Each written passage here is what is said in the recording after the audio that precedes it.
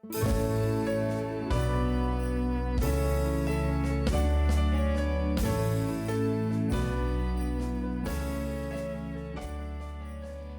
Cross is a church committed to fully enjoy and share with others the life, grace, and restoration that can only be found in Jesus.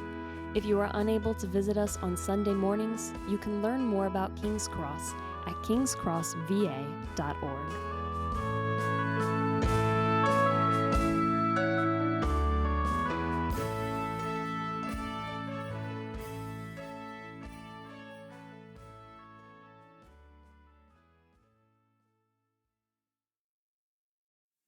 Today's scripture reading comes from the book of Exodus, chapter 32, verses 1 through 6. When the people saw that Moses delayed to come down from the mountain, the people gathered themselves together to Aaron and said to him, "Up, make us gods who shall go before us. As for this Moses, the man who brought us up out of the land of Egypt, we do not know what has become of him." So Aaron said to them, "Take off the rings of gold that are in the ears of your wives, your sons, and your daughters, and bring them to me." So all the people took off the rings of gold that were in their ears and brought them to Aaron. And he received the gold from their hand and fashioned it with a graving tool and made a golden calf. And they said, "These are your gods, O Israel, who brought you up out of the land of Egypt." When Aaron saw this, he built an altar before it. And Aaron made a proclamation and said, "Tomorrow shall be a feast to the Lord." And they rose up early the next day and offered burnt offerings and brought peace offerings. And the people sat down to eat and drink and rose up to play. This is the word of our Lord. It's a pleasure to be here with you all today.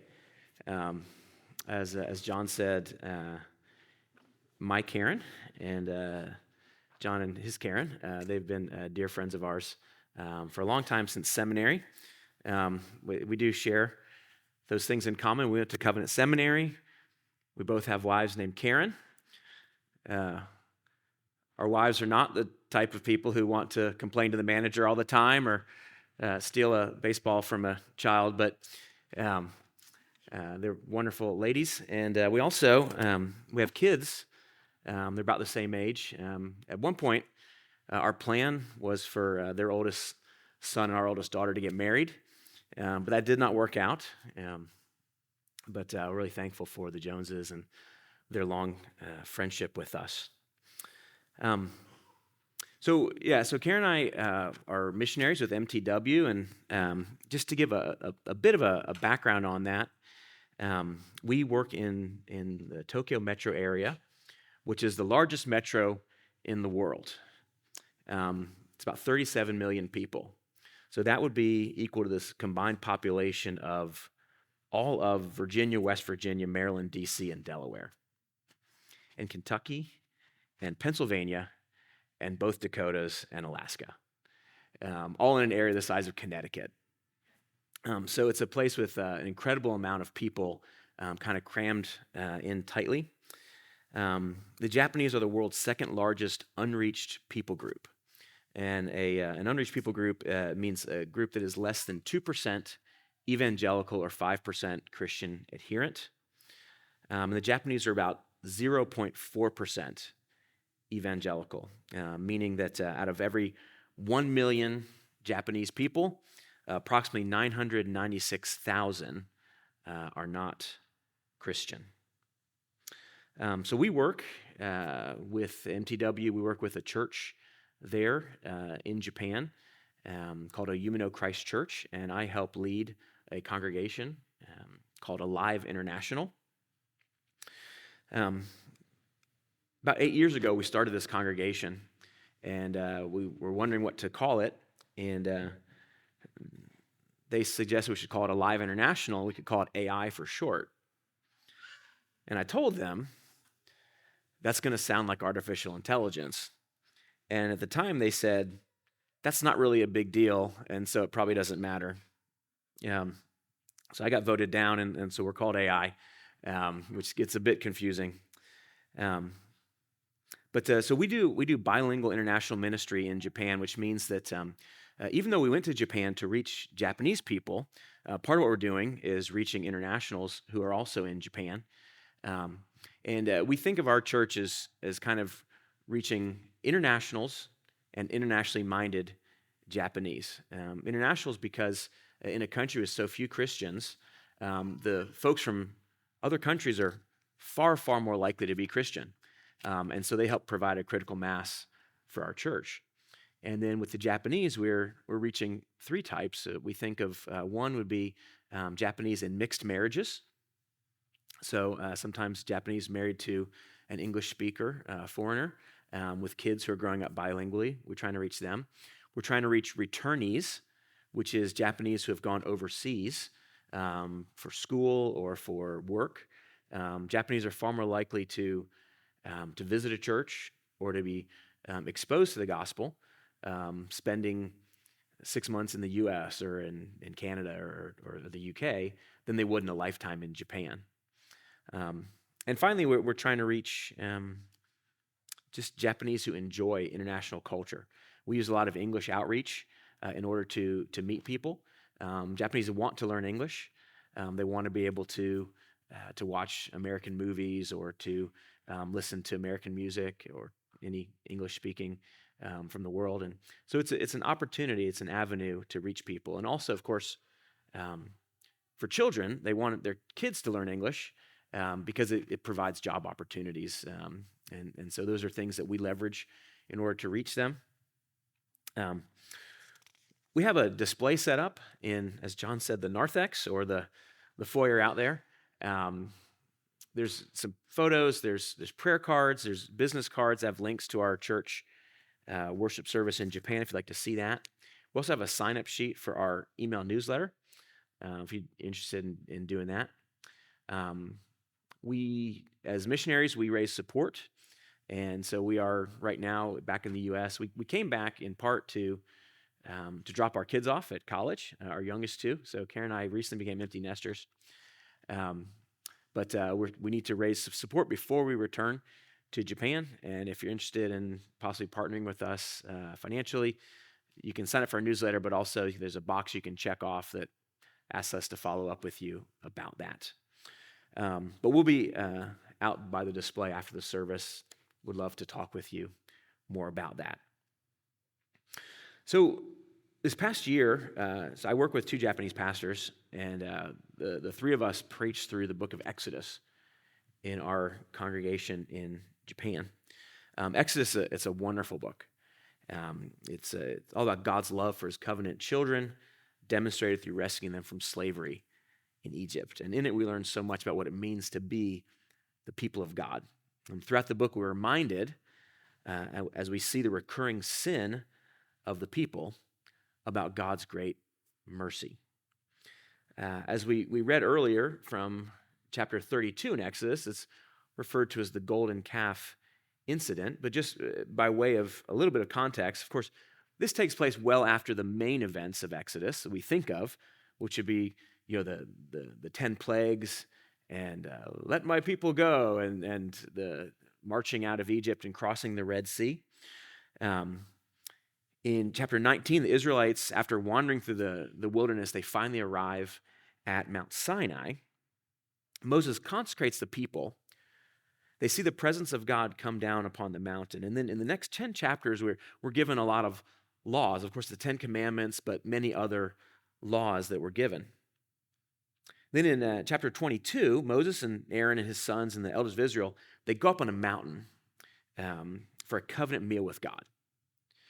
And it says in 12 to 14, the Lord said to Moses, "Come up to me on the mountain and wait there that I may give you the tablets of stone with the law and the commandments which I have written for the people's instruction."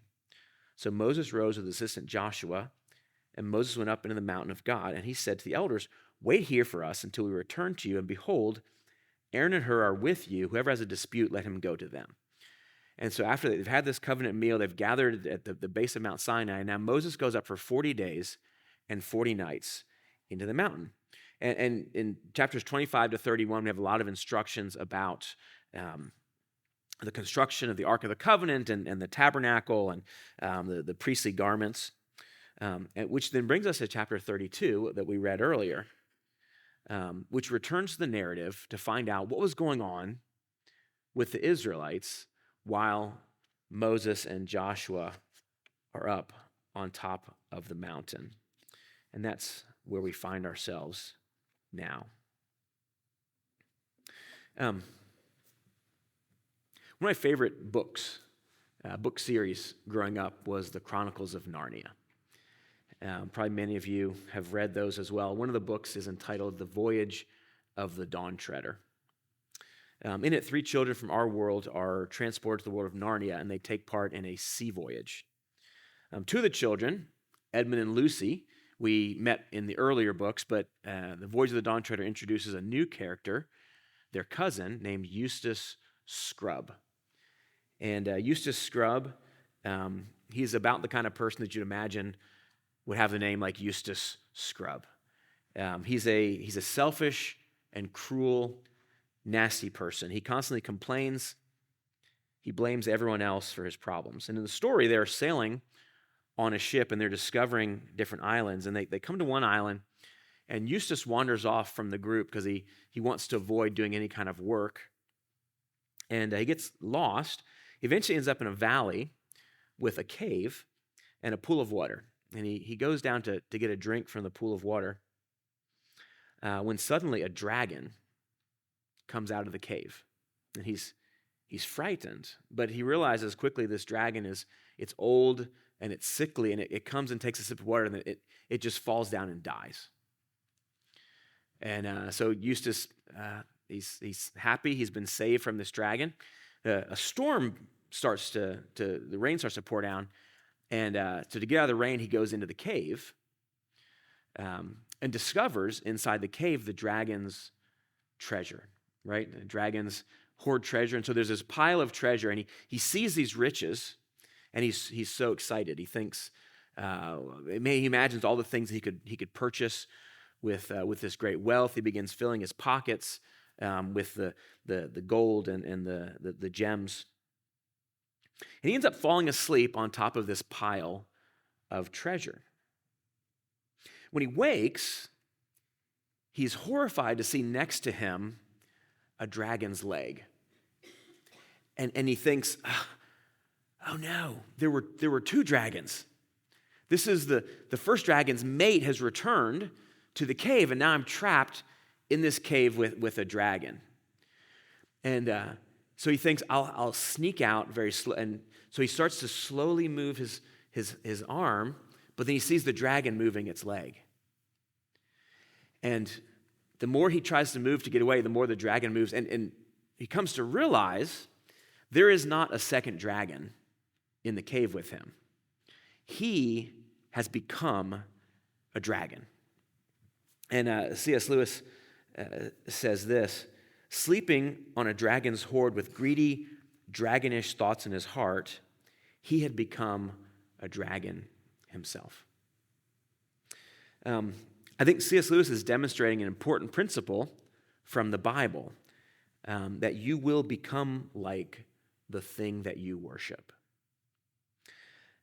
There's any number of Psalms I could quote that would say similar things. For instance, Psalm 135, the idols of the nation are silver and gold, the work of human hands. They have mouths but do not speak. They have eyes but do not see. They have ears but do not hear, nor is there any breath in their mouths. Those who make them become like them, so do all who trust in them. That is what we're seeing going on in this account in the book of Exodus. Right? This is what's happening with the Israelites. So I want to look for a moment at the idolatry of the people of Israel. See, they've grown restless, waiting for Moses to return from the mountaintop. They go to Aaron and they demand that he make a god for them to follow. And so Aaron collects everyone's earrings and he crafts all of them into a statue of a calf, an idol for them to worship. Now, why a calf? Well, in Egypt and in Canaan, bulls were considered to be these powerful fertility symbols, often associated with various gods. And in pagan worship, our relationship with God is transactional. And what that means is you want the God to give you good things, and so you make this physical representation of the God, and you offer gifts to it. And in exchange, your hope is that the God will bless you. You're making a transaction, right? Notice that they haven't completely rejected the God of the Bible. So it says, after making the calf, Aaron says, "Tomorrow shall be a feast to the Lord." If you have a Bible with you, if you look down in your Bible, you'll see where it says the word Lord, it's in small capital letters. And whenever in the Bible, in the Old Testament, when it says Lord, using small caps, what that means is that it's a translation not of the common word for God, which would be Elohim. It's a translation of the name of God, Yahweh. So in the time of the Jews in the Old Testament, they would not write out the name Yahweh, so they wrote just some letters. But so whenever that's found in the Bible, you'll see these small cap Lord, meaning this is the covenant God Yahweh. So what that means is that Aaron, after making this golden calf, says, now we're going to have a feast to Yahweh. Then it says the people made burnt offerings and peace offerings. So those are the same offerings that the Lord had instructed them to make. So see, they're not rejecting the God who brought them out of Egypt. They're just sort of mixing idolatrous worship in with how they relate to God. This is especially perverse because they share this fellowship meal, which is good and right, but then it says they rose up to play, which is likely referring to sexual activity. So even the part of their worship that was right is still corrupted and sinful. R.C. Sproul, a wonderful theologian, says that there are two kinds of idolatry. He calls the first crass idolatry. This is the traditional kind of idolatry you might think of, where someone makes a statue or some physical representation of their God. It's something tangible that can be seen and touched.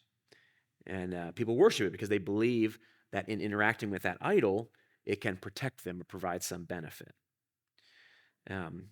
We usually associate this with more primitive, undeveloped cultures. Although the truth is, we actually see this in Japan, in the Buddhist and the Shinto shrines. People in Japan will often go, if they need something, they will go to the temple to worship. And they get in line, they come up to where there's an area to make an offering, and they will drop some coins in. A nominal amount of money. And then they'll drop the coins in, they'll clap, and then they will pray. And they'll ask whatever gods to help them to pass the test, or to get the promotion, or to get pregnant, or to get married, or whatever it is that they're wanting. And the reason that they clap, they say, is to make sure that the gods are awake, that they hear, that they're offering a prayer, that they've given a gift. They want to make sure that they're noticed. The golden calf in our story today is a similar example of this kind of crass idolatry. See, the thing is, God cannot be worshipped through idols. The true God is a spirit who is all-knowing, all-present, all-powerful, infinite, eternal, supremely loving, perfect in righteousness. None of those things can be represented in a physical form. It is impossible to create a physical representation, a faithful representation of the true God. That's the primary reason why idolatry is forbidden in the second commandment. It dishonors God by making him less than what he is. That is crass idolatry. Sproul calls the second kind of idolatry refined idolatry. He says this, idolatry of the refined sort includes the pursuit of anything other than the glory of God as one's central purpose for being. This is the kind of idolatry I think all of us struggle with. See, I doubt that any of you have a physical idol sitting in your home. But every moment of every day, we are all tempted to love and to worship something other than God. And this is things like money, power, popularity, success, relationships. So we are made in the image of God in order to reflect God and to grow in his image. But in pursuing an idol, it becomes our God, and then we grow in its image. We become less and less like the one true God. This is the nature of refined idolatry. So in verse 9, God talks with Moses about Israel.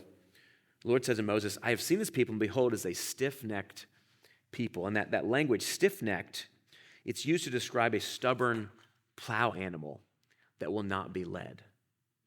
Like Eustace, who became a dragon, the Israelites have become animal-like. They worshiped a cow, and now they are acting like a stubborn cow, unthinking, driven by physical urges, disobedient to their master. So now as Moses and Joshua come down off the mountain, they hear a loud noise, and Joshua assumes that there's a battle going on. But Moses knows, and he says, it's not the sound of shouting for victory or the sound of the cry of defeat, but the sound of singing that I hear. And they come down to find them throwing this wild party. And when Moses confronts Aaron, his brother, their leader, Aaron resorts to blame shifting and making up a ludicrous lie about what has happened. Verse 21, Moses said to Aaron, what did this people do to you that you have brought such a great sin upon them? And Aaron said, let not the anger of my Lord burn hot. You know the people, that they are set on evil. For they said to me, make us gods who should go before us. As for this Moses, the man who brought us up out of the land of Egypt, we do not know what's become of him. So I said to them, let any who have gold take it off. So they gave it to me, and I threw it in the fire, and out came this calf. See, not only are they acting like animals, their morals are corrupted. They're in line with the pagan culture of Egypt instead of the laws that God has given to them. They're becoming like the things they love and worship. Throughout the journey through the wilderness from Egypt, they've been constantly complaining, wanting to go back to Egypt. They miss the food and the culture. They say, Moses, why did you take us out here to die in the wilderness? Look now at the judgment against them. In verse 7, the Lord said to Moses, go down, for your people whom you brought up out of the land of Egypt have corrupted themselves. It's interesting. He says to Moses, your people, right? Earlier in Exodus 20, when God gives the Ten Commandments, he said, I am the Lord your God who brought you out of the land of Egypt, out of the house of slavery. Now he says, Moses, go get your people who you brought out of Egypt.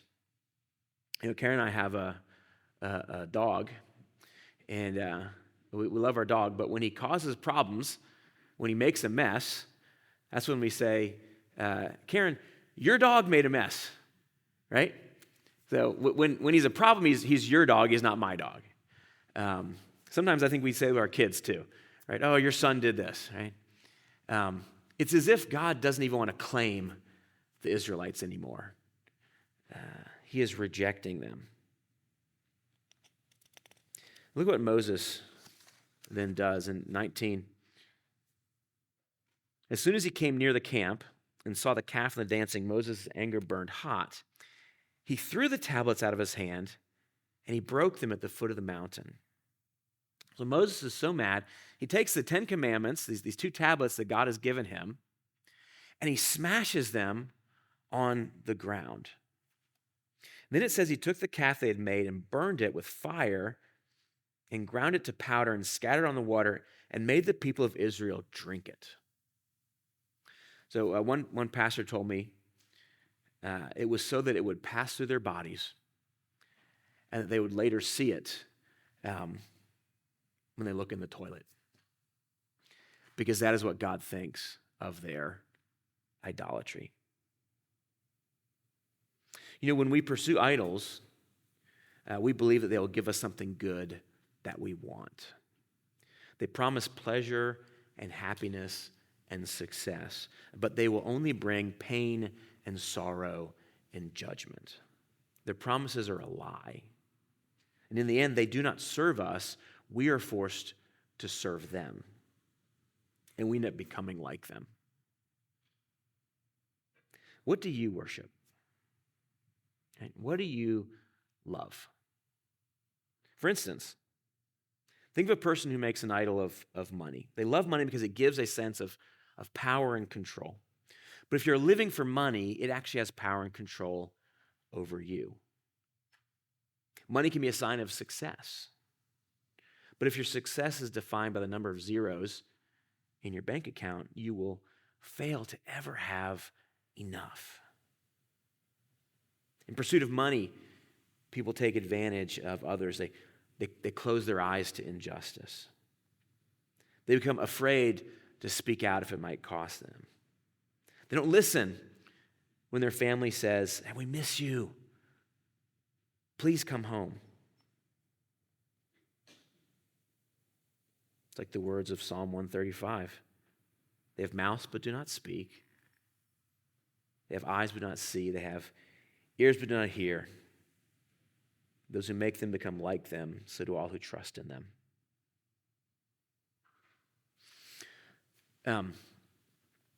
This past week, we saw great tragedy in this country. And it strikes me that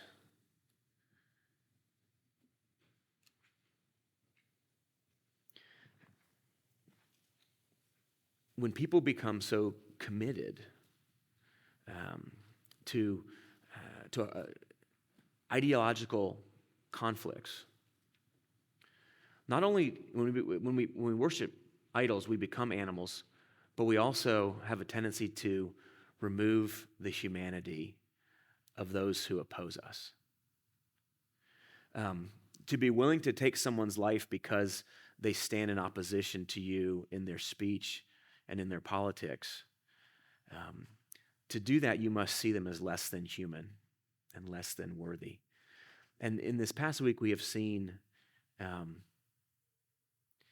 some wonderful things in our country, but also some of the worst. When Karen and I were first training to become missionaries, we went through. We were doing this training situation, like a role playing, and they took us, and they said, "Okay, we're going to divide the room in half, and this half of the room is Group A, and this half is Group B, and we want you to imagine that you are a group that is doing a church plant together, and this side of the room, you are in favor of doing an ethnic church plant, right? So the idea is you're going into a country, you're going to do a church plant that is aimed at the people of that country, speaking their language, reflecting their culture, only focused on the indigenous population of your country. In this half of the room, you prefer doing an international church plant, which is actually similar to what we work with our AI congregation. You're going to do a church that is either speaks English or is bilingual, that's reaching people that way. And we want you to get in the groups, think about your positions, and then we're going to have a debate. And so we start having this debate. No one picked which side they're going to be on. It was completely assigned. But by the time we were done with our debate, we were ready almost to come to blows. We were, like, in the debate, people were challenging the motives of anyone who took the opposite position from them. we were so impassioned about a church that did not exist and would never exist, about positions that we had been assigned. It wasn't even the ones that we had a conviction to take, but we had been given to it. And it struck me how easily, when we felt like we had a side and they had a side, we were ready to battle. And I was thinking about that in our culture. And there are legitimate reasons why we disagree and why we take different sides. But there is such a tendency in us to see our opponents, in whatever the situation, as less than human, not worthy of care and of love. And I will tell you, that is idolatry. That is idolatry of whether it's of winning or of just being in a position of being right. These are the kind of things that we long for. And they become more important to us than God. Understand that in idolatry, most often, we are not seeking bad things. They're good things that we desire. And the problem is that they become more important to us than God. And when they're more important to us than God, they become destructive. But don't lose hope. See how the story ends. So after God sees what the Israelites have done, he tells Moses in verse 10, "Now therefore let me alone, that my wrath may burn hot against them, and I may consume them in order that I may make a great nation of you." All right, so God says he's going to wipe out Israel. He's going to start over with Moses. But Moses pleads for mercy. And God shows mercy, and he holds back his judgment. Moses stands as an advocate for the people. He tells the Israelites, "You have sinned a great sin. Now I will go up to the Lord. Perhaps I can make atonement for your sin." He says to God, "Alas, this people has sinned a great sin. They've made for themselves gods of gold. But now, if you will forgive their sin, but if not, please blot me out of your book that you have written." Moses is willing to lay down his own life to make atonement for the people. Now, I want to be clear. God does not withhold his judgment on Israel for Moses' sake. Moses does not make atonement for the people. God shows mercy to Israel for the same reason he shows mercy to us. Because of Jesus Christ and his atonement on the cross. But here's the beautiful thing I want you to see. Moses cares for the people and is willing to lay his own life down for them. Why?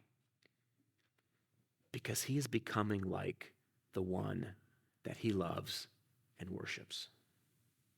See, friends, we are not doomed to become like our idols. If we worship God, then we'll grow in his image and in his likeness. That is the work that is being accomplished in us.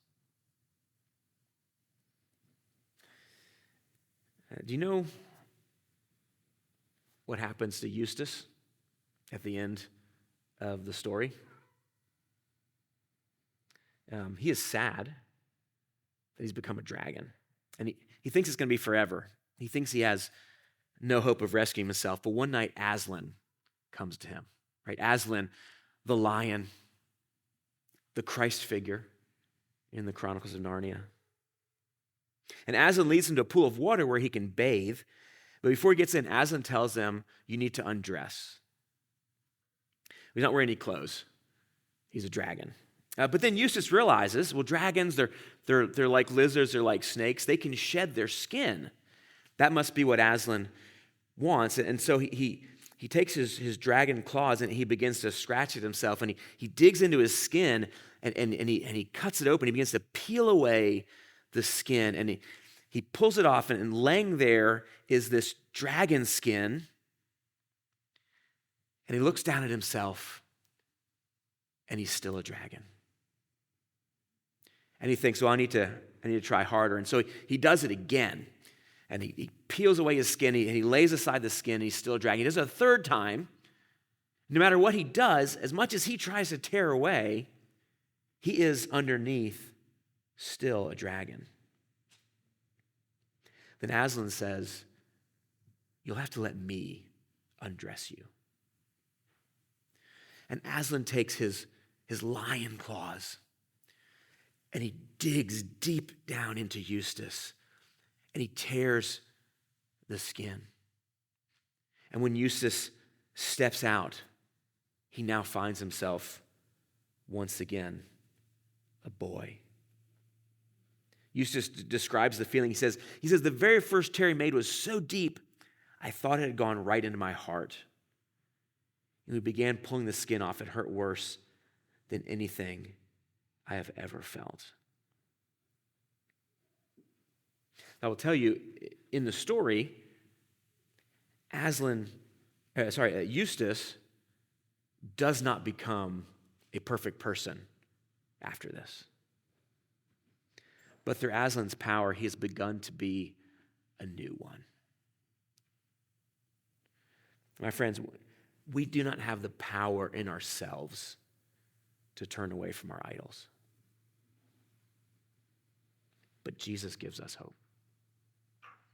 He can free us from our curse and our slavery. And as we know him, as we love him and worship him, we will become more and more like him.